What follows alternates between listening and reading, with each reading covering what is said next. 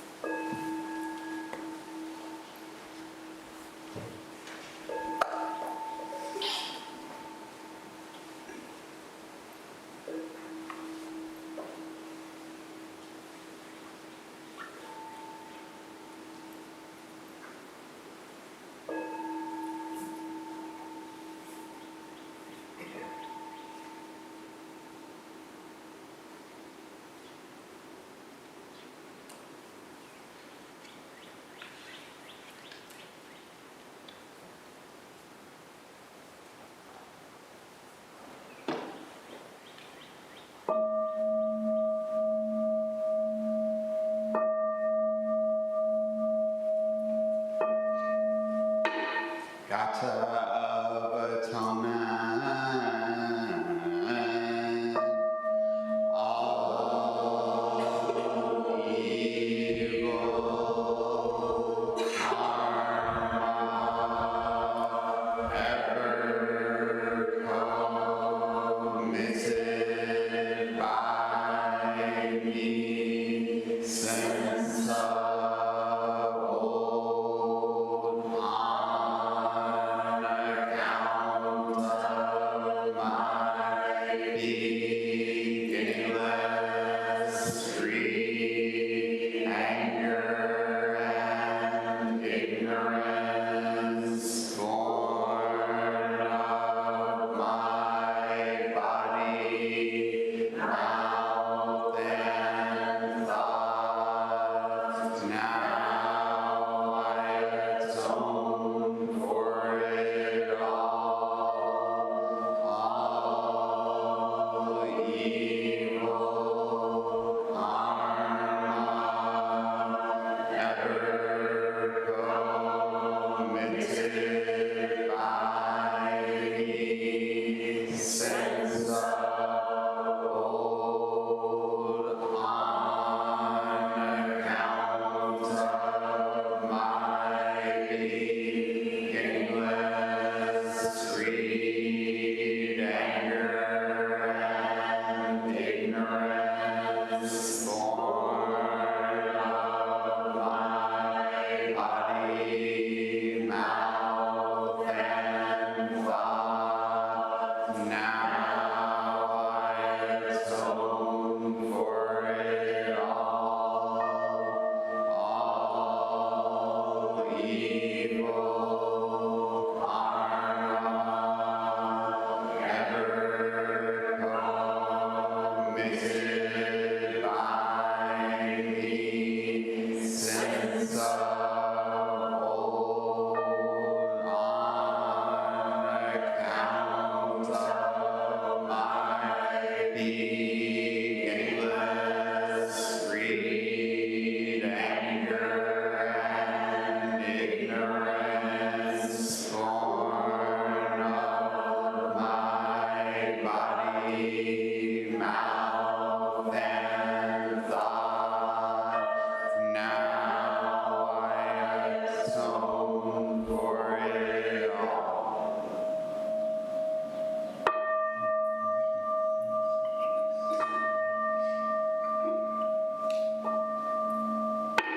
Nikaya 3 Refuges.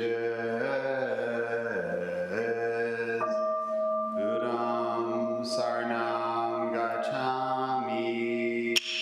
Buddham Saranam Gacchami. Dhammam Saranam Gacchami. Dhammam Saranam Gacchami. Sangam Saranam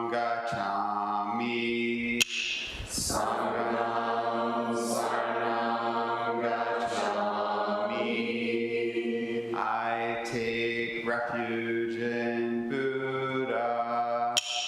I take refuge in Buddha. I take refuge in Dharma. I take refuge in Dharma. I take refuge in Sangha. I take refuge in Sangha.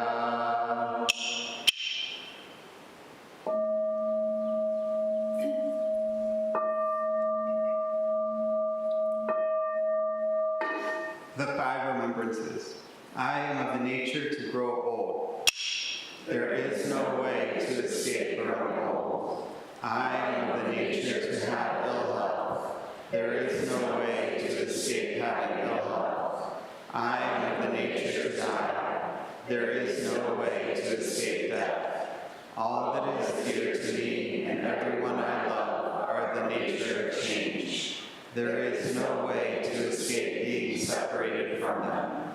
My deeds are my closest companions. I am the beneficiary of my deeds. My deeds are the ground on which I stand.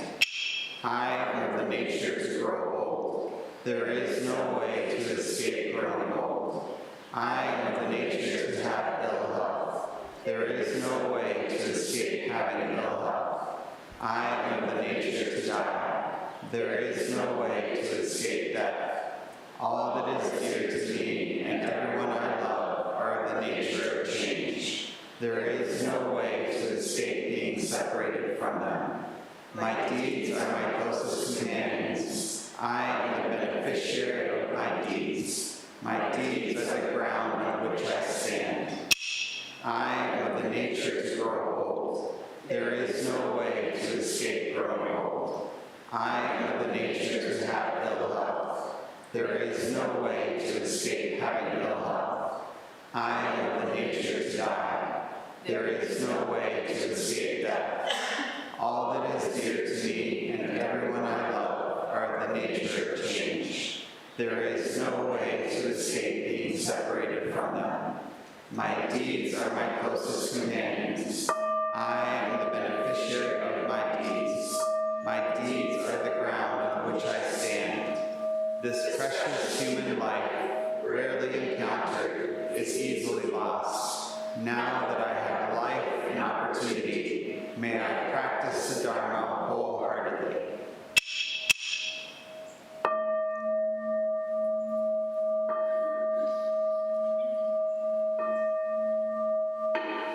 Mahayana refuge.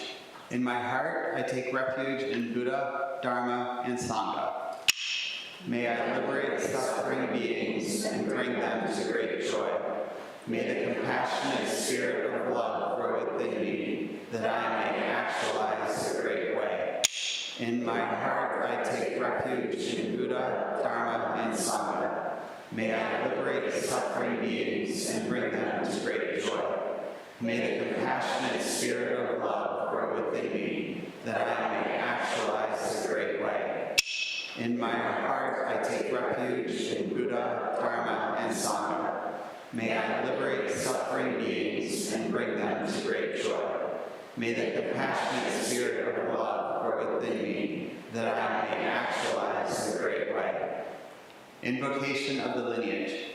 I give thanks for the guidance of my teachers, for the lineage of teachers before them. I give thanks and offerings for their devoted practice of generosity, moral discipline, patience, joyful effort, concentration, wisdom, skillful means, unshakable vow, spiritual powers, and awakened awareness for my benefit. May their years of life be lengthened. May their vows be completely realized. And may I cultivate these perfections with their guidance. 7 practices of the Bodhisattva. I bow down in body, speech, and mind. I offer the best I have to give, both real and imagined, to fill the space between us. I regret and purify all transgressions. I rejoice in all virtues. I request you to remain until total enlightenment. I request wise and compassionate guidance. I dedicate my merit for the sake of all beings. Generating love and compassion. May all sentient beings be free from clinging and hatred. Being close to some and distant from others, how wonderful it would be. May this be accomplished. I will free them from clinging and hatred. Bless me to accomplish this. May all sentient beings enjoy happiness in the causes of happiness. How wonderful it would be. May this be accomplished. I will bring them happiness in the causes of happiness. Bless me to accomplish this. May all sentient beings be free from suffering and the causes of suffering. How wonderful it would be. May this be accomplished. I will free them from suffering and the causes of suffering. Bless me to accomplish this. May all sentient beings have the joy that has never known suffering. May they be free from clinging, hatred, jealousy, miserliness, doubt, pride, wrong view, ignorance, and dualistic thoughts. How wonderful it would be. May this be accomplished. I will bring them to this state. Bless me to accomplish this. Please stand for the Heart Sutra found on page 4 in your liturgy book.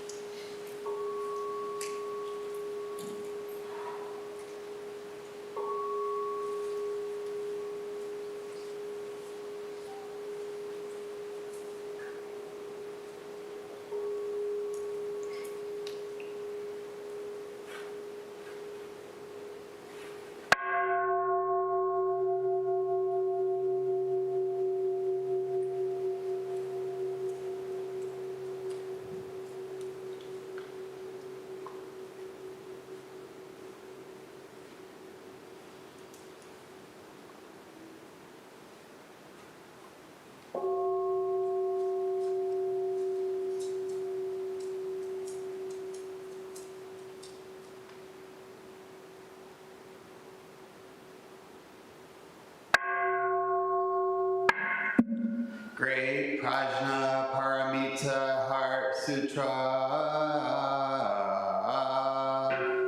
Avalokiteshvara Bodhisattva practicing deep Prajna Paramita clearly saw that all 5 skandhas are empty, transforming all suffering and distress. Shariputra form is no other than emptiness. Emptiness no other than form. Form is exactly emptiness. Emptiness exactly form. Sensation, perception, mental reaction, consciousness are also like this. Shariputra,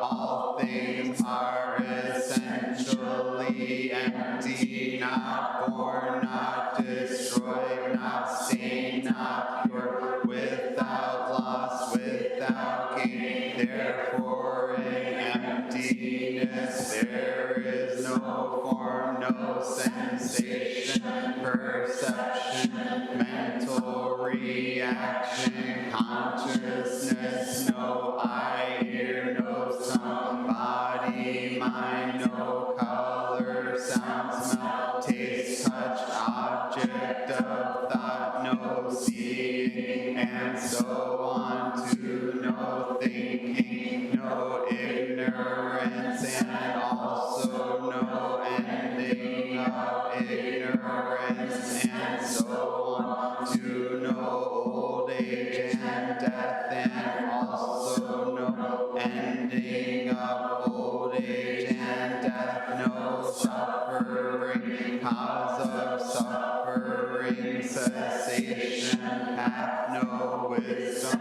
and no attainment, since there is nothing to attain. The Bodhisattva lives by prajna paramita, with no hindrance in the mind, no hindrance, and therefore no fear, far beyond elusive thinking. Right here is nirvana. All Buddhas of past, present, and future live by prajna paramita, attaining anuttara samyak sambodhi. Therefore know that prajna paramita is the great sacred mantra, the great vivid mantra, the unsurpassed mantra, the supreme mantra, which completely removes all suffering. This is truth, not mere formality. Therefore set forth the prajna paramita mantra, set forth this mantra and proclaim gate gate para parsam gate bodhisvaha, gate gate para gate parsam gate bodhisvaha, gate gate para gate parsam gate bodhisvaha. Infinite realms of light and dark convey the Buddha mind. All that is and we ourselves come forth in perfect harmony. We offer this sincere and devoted practice for the many beings of the six worlds, and dedicate it in grateful thanks to the strength and sound practice of the great Heartless Sangha and its teachers. May our virtuous actions be clear from all interferences, and may our vows be completely realized. We especially dedicate these merits to all those suffering from cruelty, calamity, injustice, and war, to Jukai, Soan, Christine, Hazel, Monica, Joe, Sharon, JJ, Jasmine, Art, Soke, Roger, Debbie, and Aaron. May they heal their ills. And to Dorothy, Cindy, Kayla, Allison, Tracy, Lynn, Roland, Sheila at the time of their death, and those whose names we hold in the silence of our hearts, as well as those whose names we now voice aloud.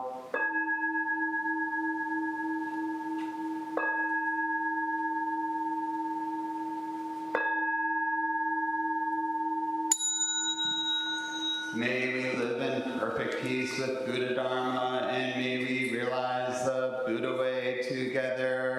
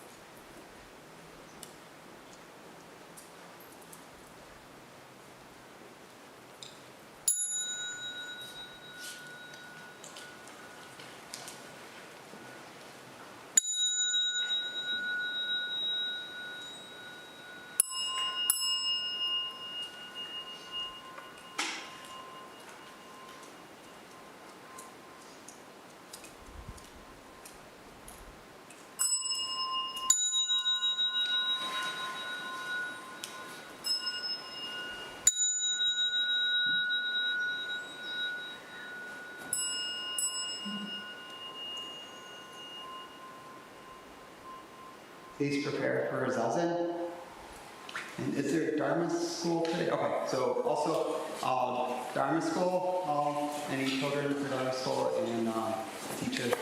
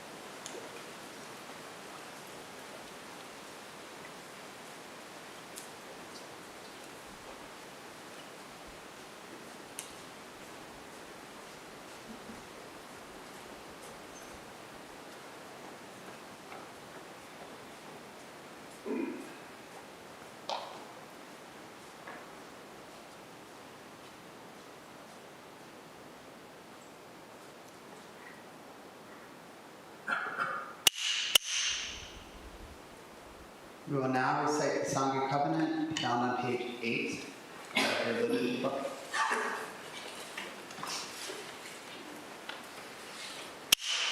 We, the Daishin Kokuji Sangha, with respect for the worth and dignity of each person, with wonder at the wisdom and compassion we seek to cultivate by practice, and with deep gratitude for the teachers of this lineage and our connection to one another, covenant to support each other by upholding the precepts of doing no harm, practicing good, and actualizing good for others.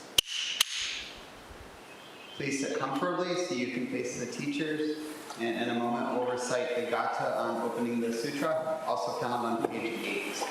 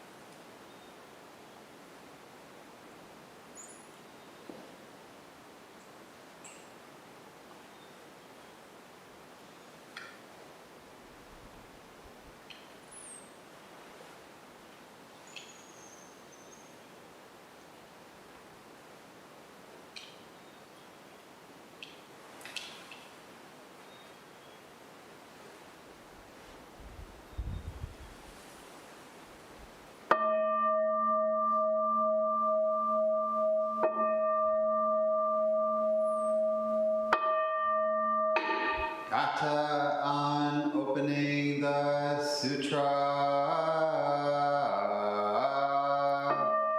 The Dharma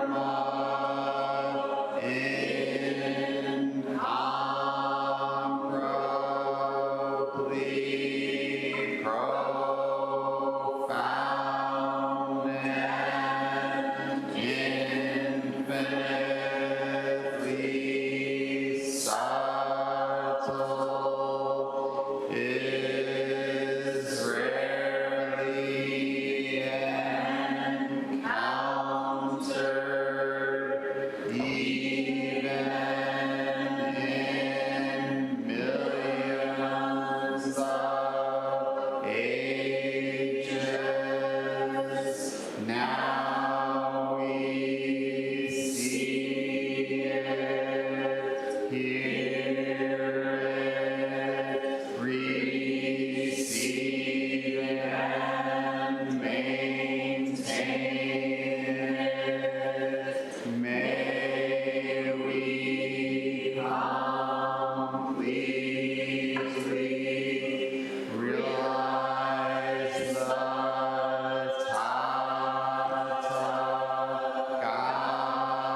Tathagata's true meaning. Good morning, everybody. Thank you very much for being here. We're in the concluding moments of a Sesshin retreat, miraculous and rare activity that happens every month here. And as this particular session is in the belly of the Ango period, the training period, the spring training period that's focusing on the Lankavatara Sutra. That's where we've put our time.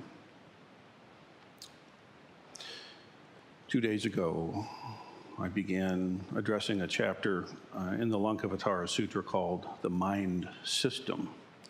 All the trouble started when Mahamati asked the Buddha, "Pray tell us, Buddha, what is meant by mind?" All the trouble from there. Now, the first day, which is accessible to you, it's been live streamed, it lives there still, and it'll eventually be podcast, I suppose. I discussed the unwholesome outflowings and the wholesome non-outflowings that the sutra brought to our attention, and how this relates to participation in the triple world. Then yesterday, I discussed the sense minds and how the sutra brings out what are called the three modes of their activity.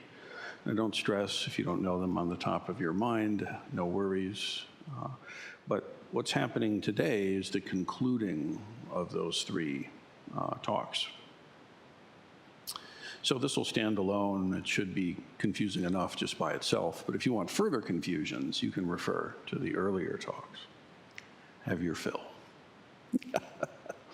So in this next chunk, the final piece in response to this question, the Buddha moves from making a general observation about the mind system as a whole, and then he spoke about sense minds.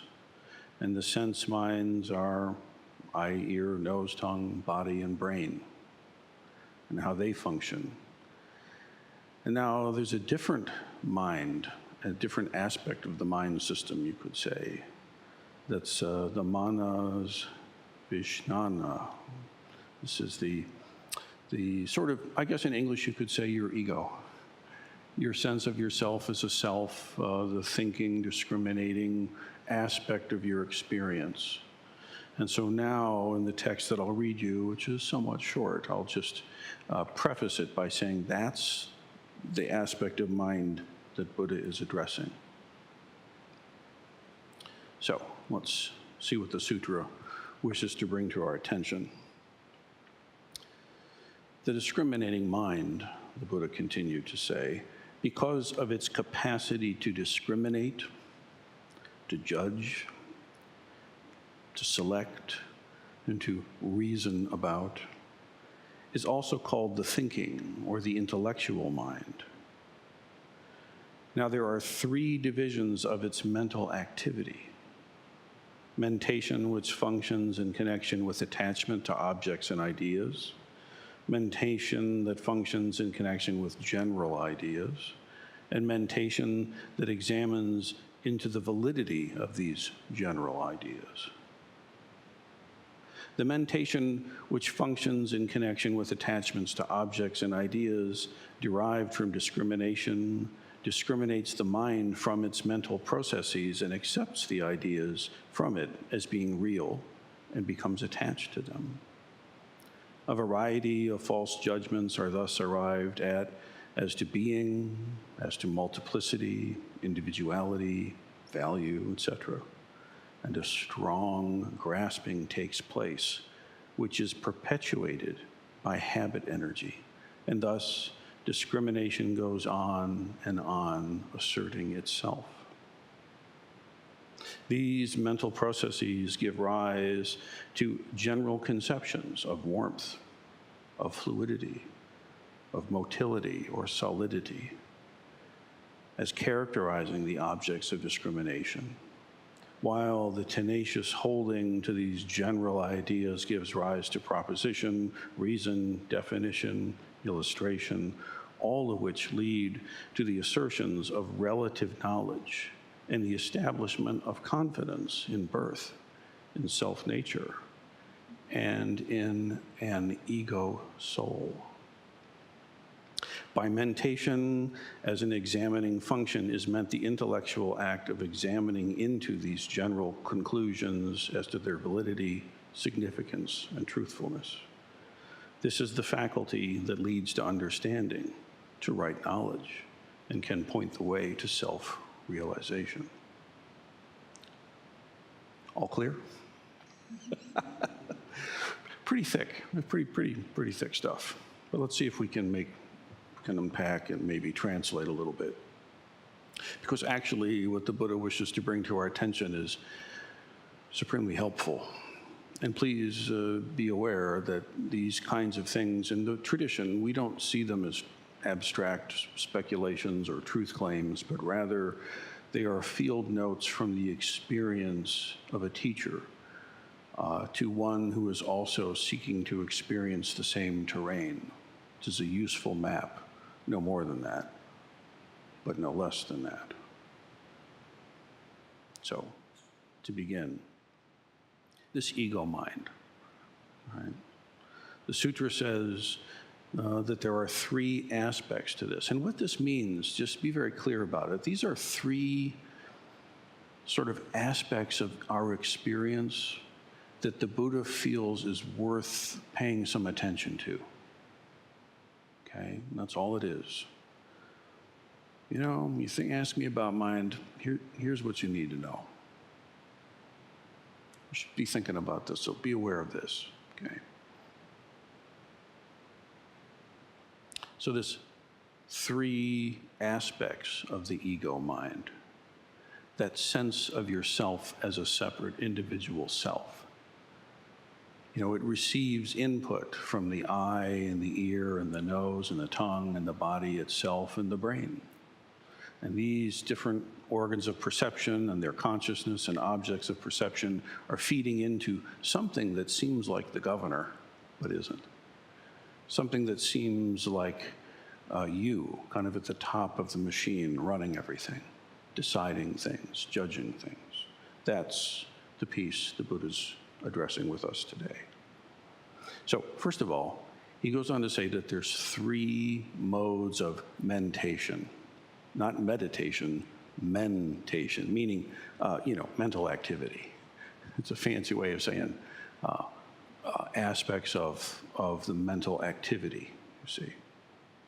And the thing that's significant about this, that this mentation or this mental activity has at its root picking and choosing and delineating and judging and deciding, see. And that this mental activity generates karmic force. Karma, again, is simply cause and effect. Right? You know, it's a very simple thing to say, you create the world with your mind, but that turns very quickly into blaming the victim. You have cancer? Well, it's your fault. Obviously, you're not thinking right. These kinds of things are not acceptable, just to be very clear. That is a mess of pottage unfit to be in the same room as the Dharma. However, how you think creates your world. How does that work? How do we understand it? The first thing to understand is that this mental activity generates a karmic force, cause and effect. Now, there are three kind of gears, you could say, that the sutra points out. The first one is mentation in connection to the six sense minds. As I've been saying, eye, ear, nose, tongue, body, and brain. In this sense, the brain you can think of as receiving thoughts, perceiving them. We tend to think of the brain as something that generates thoughts, and of course that's a component, but also sometimes in the way that an eye perceives an image and a ear perceives a sound, your brain can perceive a thought, or at least this is how it feels. We can say that for sure. So these thoughts that seem to be perceived, like whatever it was you were narrating on about during the period of Zazen, perhaps, they're another input, along with what you see and smell and taste and touch. And so this first mentation is in connection to the six sense minds, the sense objects and thoughts. So this activity distinguishes between the mind and the mental process. You know that sense you have that there's you and then there's what you're thinking about? And that there's a gap there? Somehow you're watching this. I think this. No, I think that. Yeah, I think that's right. No, that doesn't sound right to me. That sort of way of experiencing our world, which at times we all do. This unconsciously separates the mind itself from the mental processes that are going on and accepts them as real. And like instantaneously, you don't sign a waiver for this. This just happens nearly immediately, instantaneously. And what happens then is that there's an attachment to the mental process itself.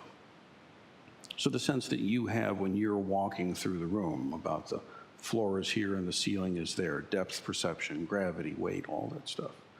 The feeling of the spring breeze on your skin. That sense of you being in the center of that all, picking and choosing, liking and disliking. Now there's a second component. Strap in, because this gets a little intense.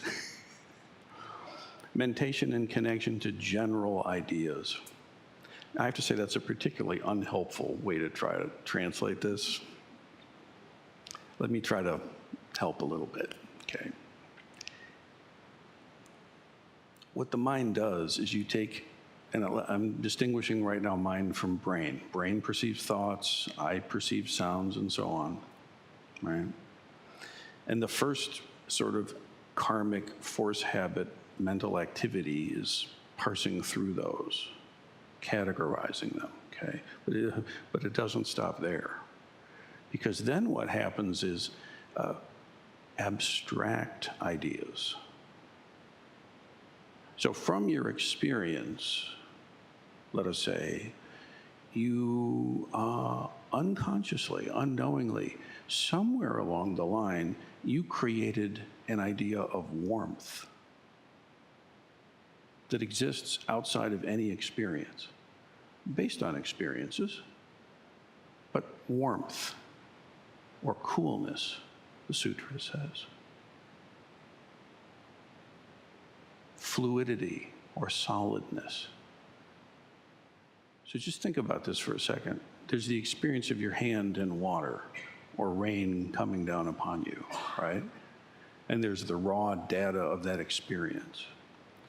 From that, in some spooky way, you create an idea of wetness and of dryness,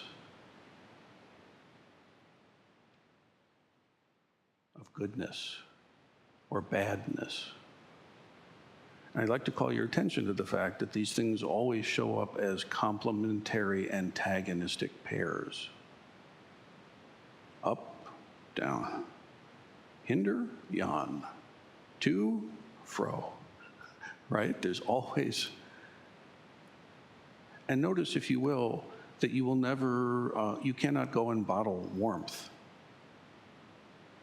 That's not how our experience actually is. Of course, you experience warmth, but you experience warmth through the coffee. But the mind in this functioning that the Buddha wishes, the sutra wishes to call your attention to says, notice how you make an abstraction and take that abstract idea to be a fact. And then we make language around it. You see?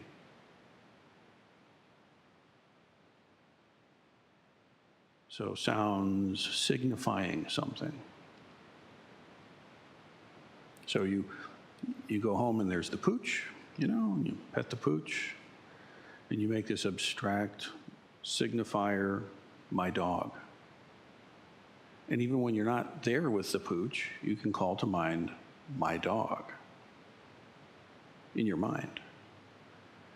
Now, Dizzy is cozily asleep in the Abbot seat right now, I'm quite sure. But in my mind, I can have Dizzy be right here. Why are we talking about that? Why does that matter? Remember, the only agenda here is seeing through the causes of suffering. So in some way, this Buddha Sutra is saying there's something important about this. Pay attention to it. Don't be confused to think that it's evil or wrong or sinful or something silly like that. But just notice how this works. And then from there, from my dog, we can come to a generalization about dogs. There's some kind of unspoken sense of dogness.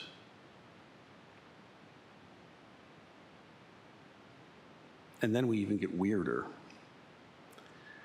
We'll say 3 dogs. Now you're really screwed. Because that number 3, that is an abstraction of an abstraction. Go bottle 3 for me and bring it. Where is 3-ness? Where is 4-ness or 5-ness? But of course, we take 3 to be an obvious fact in the world, but it's only so because of the way we perceive it and the language we use. Now, why does that matter? It's important to notice how your mind works, because if you can take an experience and abstract coolness from it, and you can say, oh, there's 3 days when it was cool. You are heading headlong into this tenacious holding on to this as fact,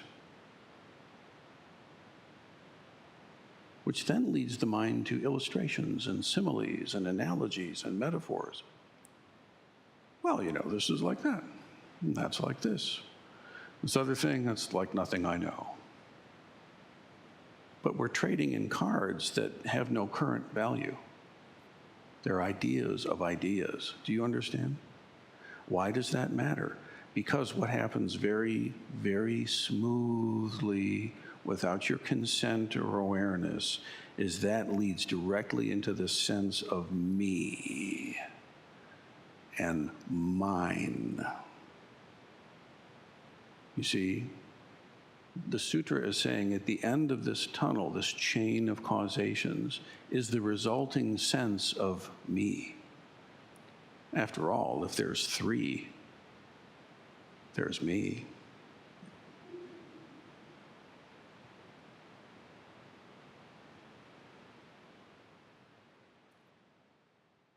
And think of it. You can sit there in a period of zazen and completely float away into Storyville, have adventures and calamities, fantasies and remembrances. You can combine things in new ways. You can break things apart in your mind. You understand what I'm talking about? It's amazing, really. I mean, I think that's great.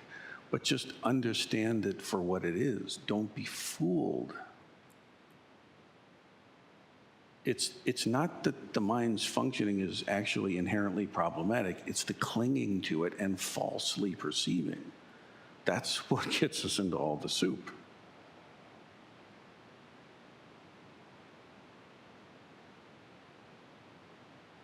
Warmth as an abstraction to actual contact from, let's say, the skin. Wrapped in language, deep fried and battered. Served up with some picking and choosing, nourishes the sense of me, mine, and them, and us. Right? If you watch your experience very closely in your meditation, you can feel, you can innerly sense these functionings. The sutra is simply pointing out what's there if you're still enough to notice. Now finally, the third mode of these here, the book says, in connection to examination into the validity of the general ideas. But this is simply really meaning categorizing and sorting the abstractions. So there's the categorizing and sorting the direct experiences, and then there's abstractions from the experiences, and then there's the categorizing of the abstractions.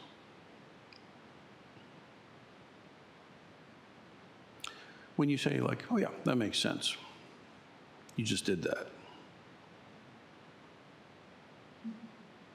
Does that make sense? Ah, gotcha. You owe me 20 more minutes of Zazen.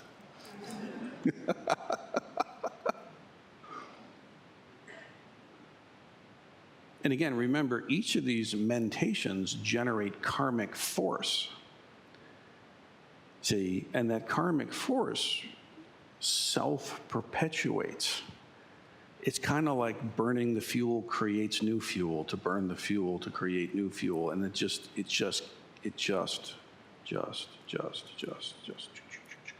woo, woo, and you're on the track. You know that feeling like what is going on here? What is happening? What is going on right now? And I don't mean just like some strange thing is unfolding before you. Everything's objectively fine enough. And suddenly there's this questioning like, what's going on here? Do you have that experience somewhere? I hope. And I hope it's under your own, not pharmaceutically aided.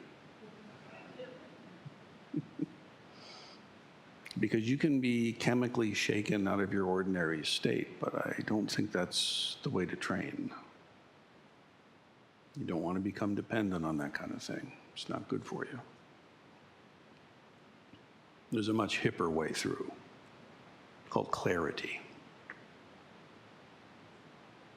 Now, this mentation about organizing abstractions, the sutra makes a pivot because up to now, it really seems like this is all really bad. Like, this sucks, this is horrible, I'm trapped like a fly on this paper.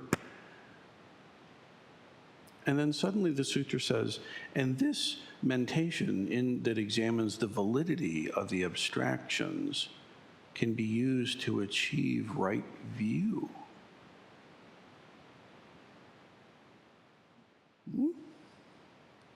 This is using sickness to cure sickness. But this is what you need, because this is how we are. Now, what I would say that the sutra doesn't language exactly the same is that it's talking about what we call mundane right view. This is the first spoke on the Noble Eightfold Path of the Buddha's teaching that all branches of the Buddha Dharma accept.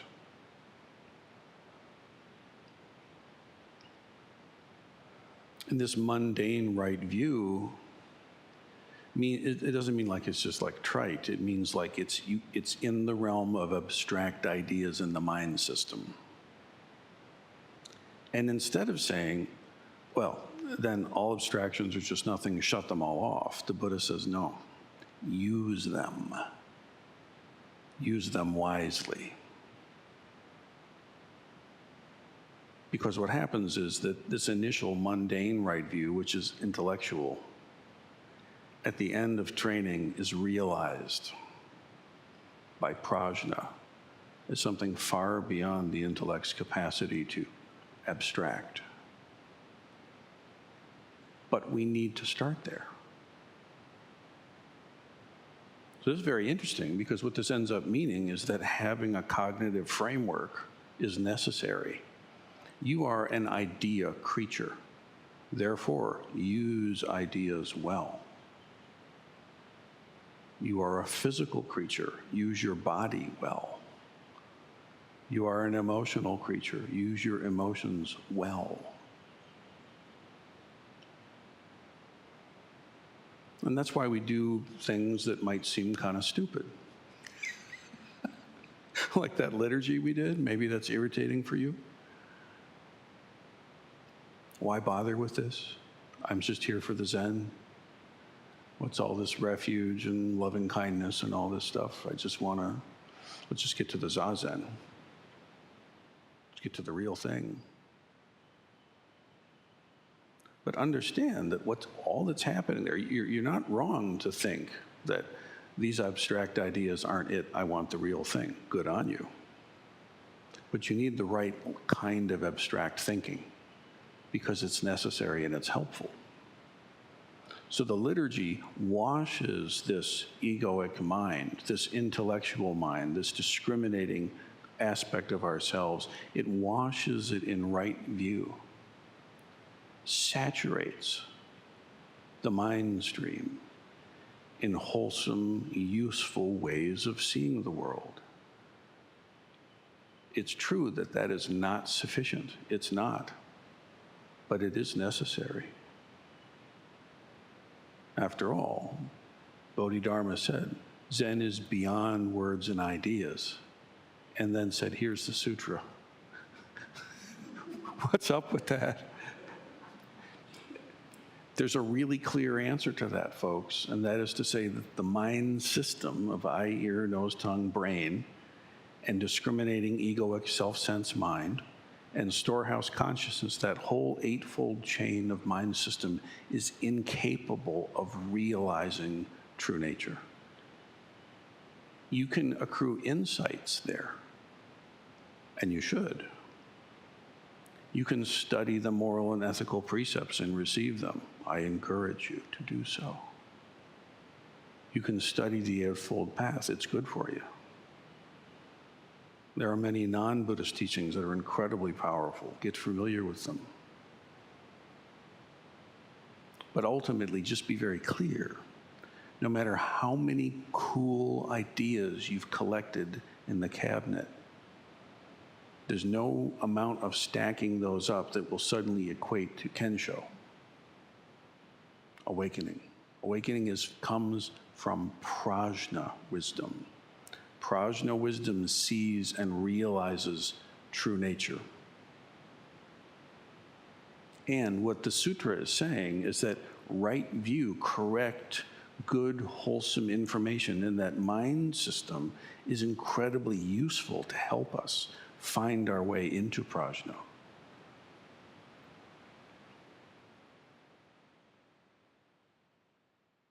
So, karmic habit energy.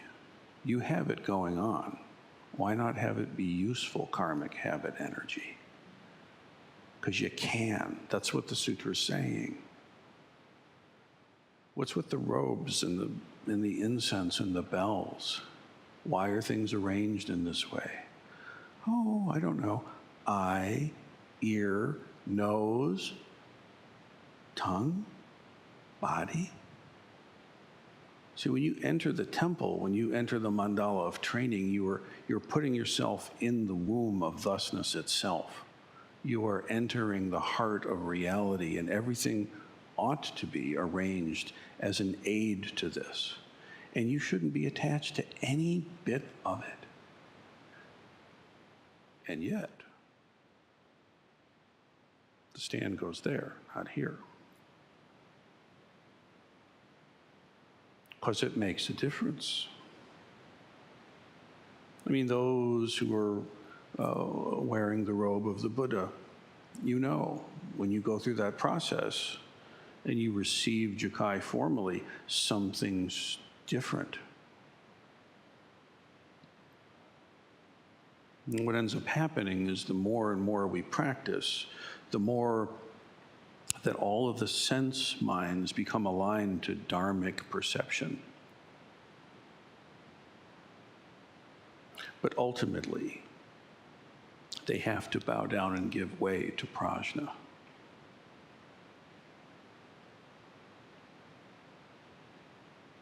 So everything about the training positions that folks engaged with this weekend, you know, learning how to, you know, hit the percussion thing or bring a book up or be the jisha for this or that or the other thing.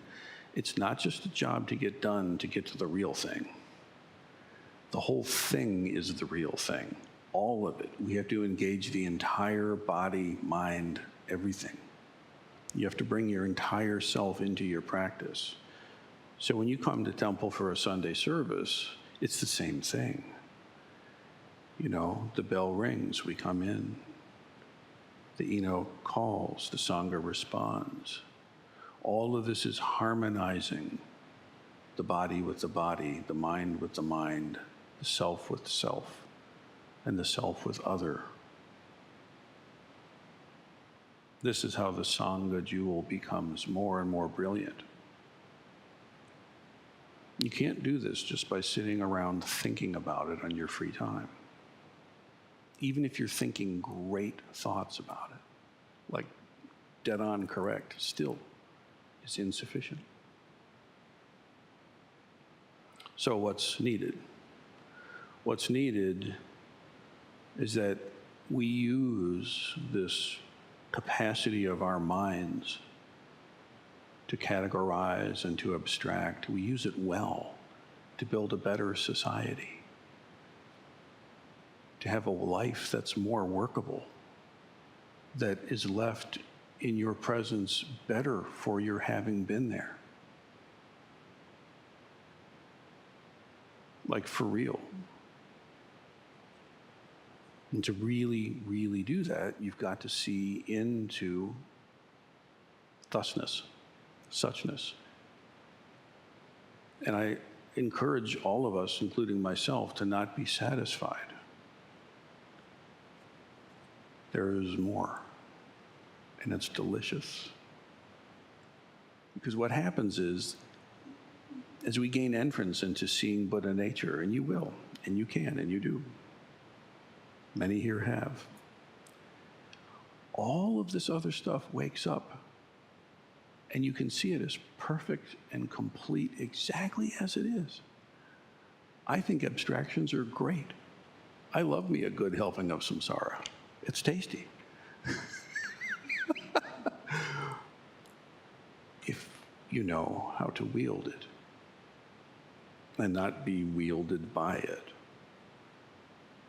So to conclude, I'll just read a little bit of Yongchia's Song of Realizing the Way. This is now an 8th century master.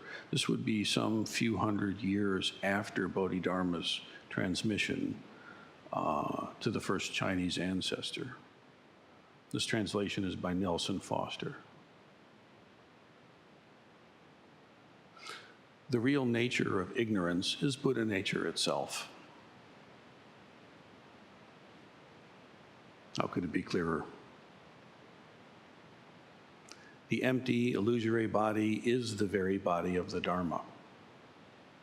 When the Dharma body is realized, there's nothing at all. The original nature of all things is inherently and innately Buddha. Elements of the self come and go like clouds without purpose. Greed, hate, and delusion appear and disappear like ocean foam. When you reach the heart of reality, you find neither self nor other. And even the worst kind of karma dissolves at once.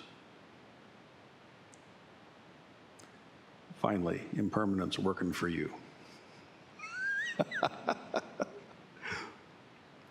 Dust builds up on a mind mirror not cleaned, but with one decisive stroke now lay the glass bare.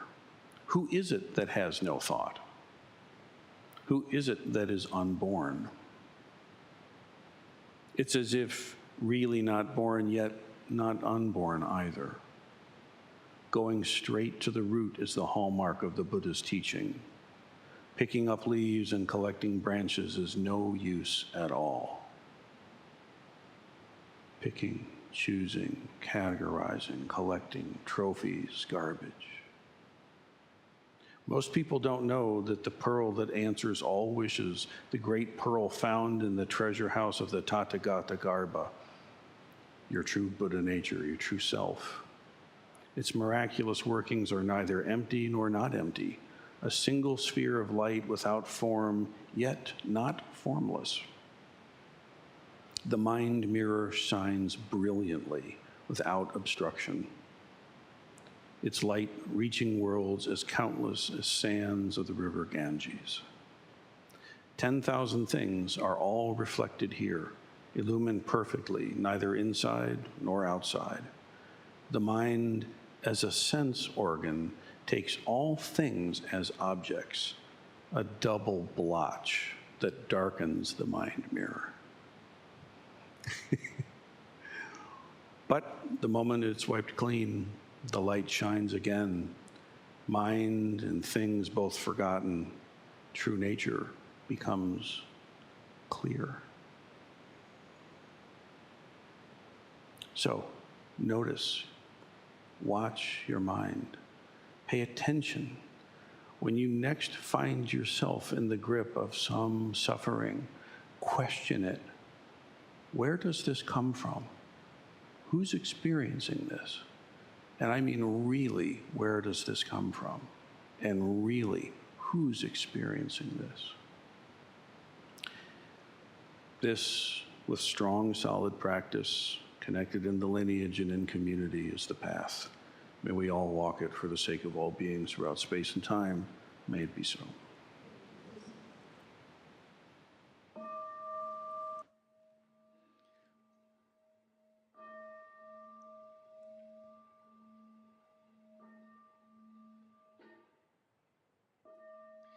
Beings are numberless. I vow to free them. Delusions are inexhaustible. I vow to end them. Dharma gates are boundless. I vow to enter them. The Buddha way is unsurpassable. I vow to embody it.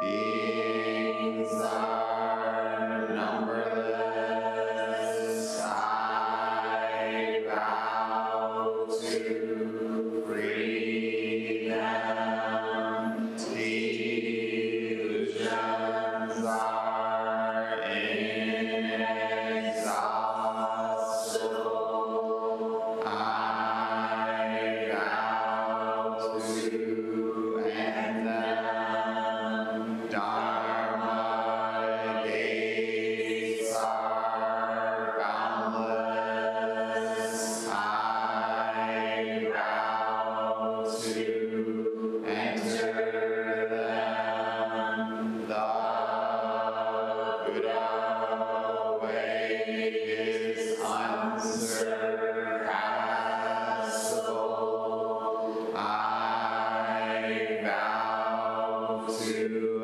embody it.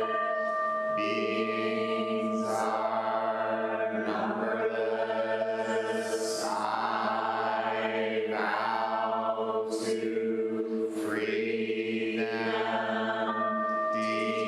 Delusions are inexhaustible. I vow to end them. Dharma gates are boundless. I vow to enter them. The Buddha way is unsurpassable. I vow to embody it.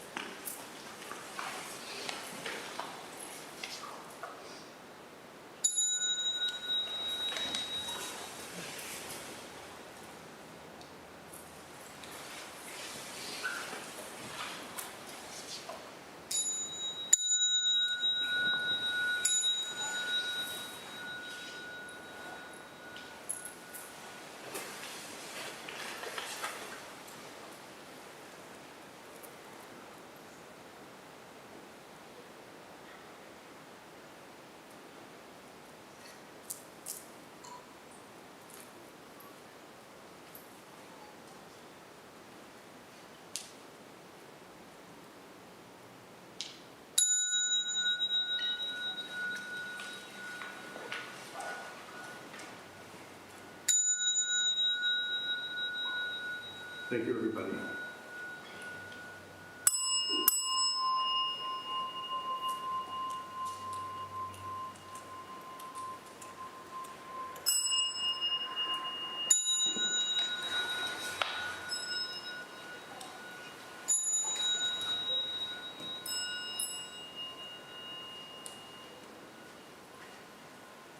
That concludes our service. Thank you all for choosing to be here today.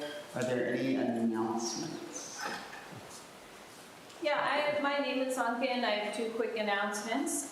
May session is coming up, and that's a really great one because it's a week long. So you get the special opportunity if you're able to come for the whole week. We only do that a couple times a year, so I hope to see you there.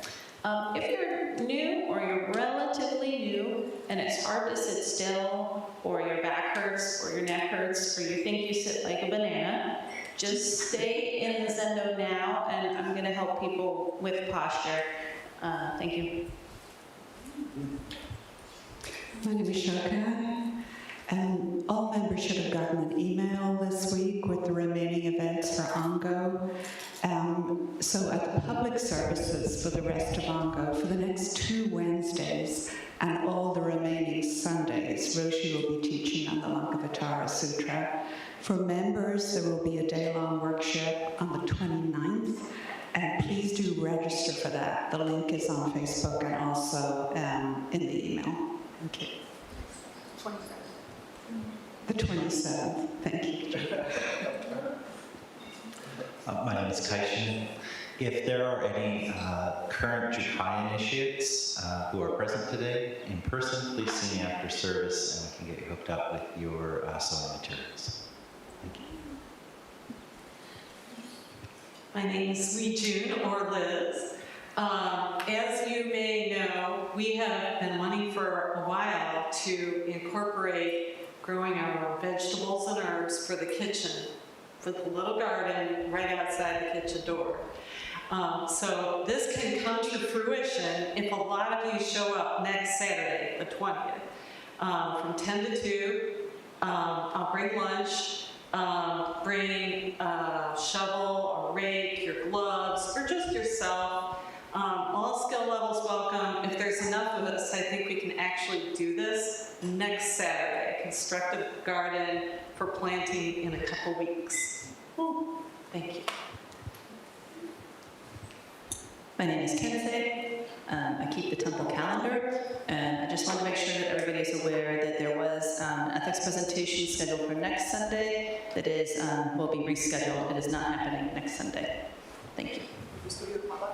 There is still potluck. Please still bring your delicious vegetarian food to share. My name is Eka. I wanted to remind everyone that the 20th, next Saturday, we have Teen Dharma. Fusen and I will be hosting the teens with game night. So please come, have some games. If you know any teens that might be interested in hanging out with other teens, let us know. Thank you. My name is Kanu, and I was asked to let everyone know that the temple is currently practicing letting go and not attainment. And in that vein, we have a giant box of lost and found stuff. So as you're leaving, please take a look. If it's yours, please take it. We'll leave it out there for a week or two, and then we will let it go.